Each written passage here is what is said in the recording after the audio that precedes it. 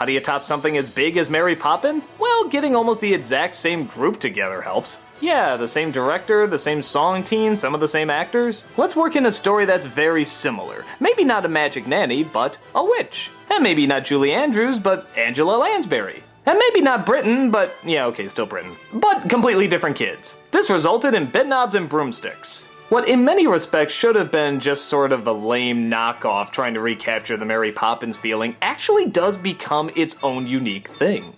And it's fun, and imaginative, and catchy, and funny, and has Nazis in it. Yeah, we'll get to that, but let's start from the beginning. It's World War II and a lot of our men are sent to war, which means that a lot of kids have to live in foster homes. So 3 of them are sent to live with Mrs. Price, who is not on board with the idea, but the government says that she has no choice. So she takes them in, and eventually they find out her secret that she is in fact a witch. Originally the kids try to blackmail her with it, but then they remember, oh yeah, she's a witch, and they decide to play nice. But trouble comes a-brewing when she realizes that the program that she was getting all her spells from is closing down, and just before the most important spell was going to be sent. You see, she was hoping to use this spell to end the war, but without it, she can't do a thing.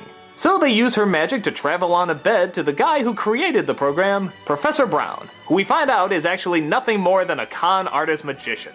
You see, he never actually believed in the magic he was spewing out, he was just doing it to make a quick buck. But when he finds it works for Mrs. Price, money signs appear in his eyes and he decides to take advantage of it. At least, tries to. She keeps trying to get the final piece of the spell to win the war, and he just wants to utilize her to get some money. So through a ton of traveling in various locations and a bunch of different spells, they go from one magic situation to another magic situation, including bringing objects to life, traveling to an island where the animals rule, and even getting a chance to take down the Nazi army with their final spell. So yeah, let's talk about that elephant in the room first. The climax of this movie is actually fighting off Nazis, and it's done in a comedic, fun, over-the-top way. You could make the argument that this is really bad taste in the same way that maybe Hogan's Heroes is kind of bad taste. But even though it's clear they're bad guys, you never really see them do anything that horrible. Even the mission they're on is more of a training exercise than it is actual killing people. And they're not made to look super horrible, there's definitely some comedic moments with them, but yeah, you could argue that makes it even kind of worse. What, we're supposed to kind of be laughing with Nazis and showing our kids this? Some sensitivities are definitely going to be jeopardized here, so just know this is the climax of the movie, and it never gets bloody or gritty, but like I said, some people might take that the wrong way too. With that said, the movie is really charming and really entertaining. I always said this is sort of what the Harry Potter movies could have been if they wanted to have a little bit more fun with their idea, and not take it so damn seriously. And that's what this movie does. It has fun. It goes from fun location to fun location, introduces great song after great song, great dance number after great dance number, some great effects. And at the center of it is Angela Lansbury and David Tomlinson, who are both fantastic. They take these roles so seriously. But not to a point where it's distracting, it's to a point where they totally suck you in. Even in scenes where they're talking with animated characters, it never looks like they're turning to the camera and winking like, yeah, we know this is kind of stupid. You just totally believe they're really there, because it seems like they really believe they're really there.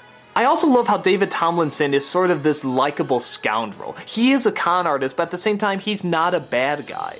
And yeah, we do have to go through that scene where he tries to go away thinking that the family didn't get to him and that he doesn't care, even though you know he's gonna go back, and yeah, it's stupid, but you put up with it to get to the fun climax. The song's fantastic. Again, it's the Sherman Brothers, some of the best songwriters of all time, and these are some of their best songs. Street where the riches of ages are stowed. The slapstick when they travel to the island filled with animals is a little long, but I don't mind because I love slapstick, and this is some good stuff. The timing, the sound effects, it's all perfect. The climax, again, depending on your sensitivity to the whole Nazi thing, it's still friggin' awesome. It's so cool how they can build up this great comedy, but also this great epic size to it. I mean, just look how cool this is, seeing all this armor come to life. And listen to that kick-ass chant that they got.